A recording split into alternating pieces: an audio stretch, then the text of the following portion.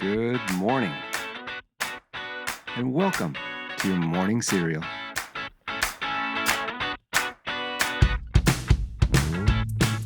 All right, good morning, everybody. We did it.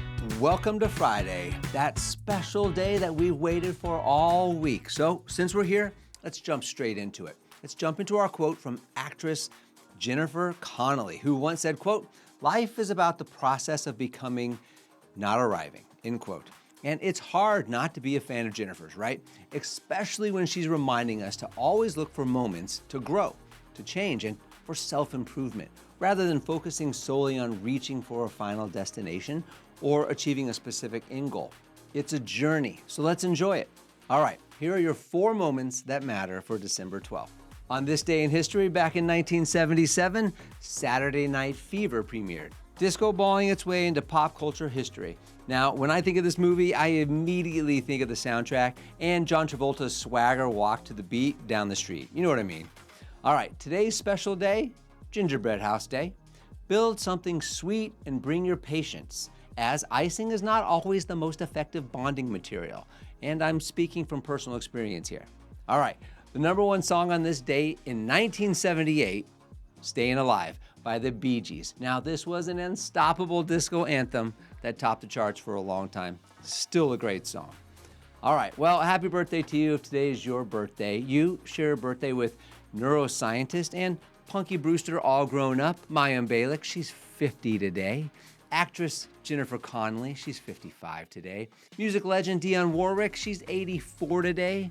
The Price is Wrong, Bob. The beloved late Bob Barker was born on this date in 1923. And finally, the late icon Frank Sinatra, born on this date way back in 1915, 110 years ago. That is crazy. Well, let's finish up this week with our book review of Mel Robbins' The Let Them Theory. Now, this is one of Mel Robbins' most freeing chapters because she tackles something we all experience: the anxiety, overthinking, and emotional tailspin triggered when someone doesn't text you back, right? Those little dots? Robbins captures the feeling perfectly, saying, quote, "When they don't respond, we make it mean something about us," end quote. Now, Mel argues that non-responses rarely have anything to do with our worth. People get busy, people get distracted, people work, people sleep, people actually forget sometimes. And most importantly, people are allowed to have lives that don't revolve around immediate replies. And Robbins reframes this silence not as rejection, but as useful information. Quote, "Their silence is data," she writes, meaning that how someone communicates or doesn't, it shows you who they are, not who you are. Instead of spiraling into insecurity, she suggests practicing detachment. Remember this? Let them. Let them not text you back and keep living your life. She highlights how much emotional energy we waste trying to interpret the behavior of others. We replay messages, we analyze their tone, and we build entire fictional stories in our heads. Mel writes, quote, "You are not a mind reader, so stop trying to become one," end quote.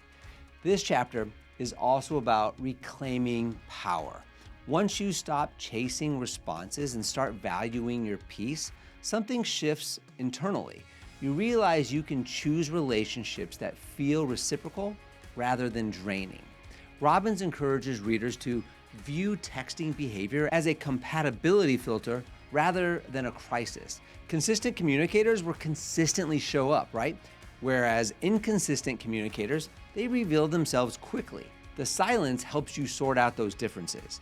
The deeper message here, you deserve people who match your energy. Not perfectly, but respectfully. All right, here is your Friday takeaway. Letting someone not text you back, it frees you from overthinking and makes room for healthier, more reciprocal connections.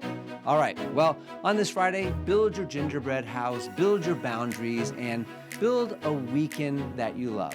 Hey, thanks for making morning cereal part of your Friday. Have a fantastic weekend, and we will see you back here on Monday. And until then, have a fantastic day. Don't forget to follow and subscribe to the Morning Cereal podcast on the One Life Live It channel. You can find more episodes and videos by visiting our YouTube channel and the website at seaninglis.com. and at SeanEnglis.com, where you can also follow our other podcasts, the Mr. and Mrs. English podcast and the Life Happens podcast. In these other podcasts, we'll dive deeper into everyday issues, self-improvement and well-being, business and finance, and we welcome special guests too. So join us. It'll be a good time, I promise.